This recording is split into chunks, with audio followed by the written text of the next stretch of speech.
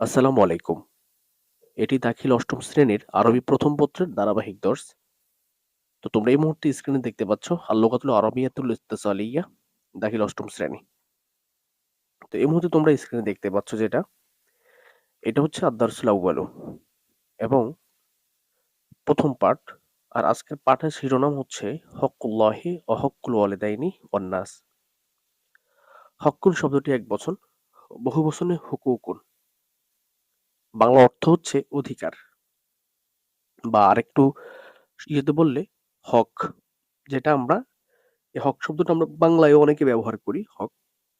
তো এই হক্কুন শব্দটা হচ্ছে এক বচন, বহু বচন হচ্ছে কি হুকুকুন। তাহলে হক্কুল্লাহি এটি হচ্ছে মোজাফ মোজাফ ইলাই। নাকিরার পর মারেফা আসলে মোজাফ মোজাফ ইলাই তারকিব হয়। বাংলা অর্থ হবে আল্লাহর হক। ওয়া অর্থ এবং,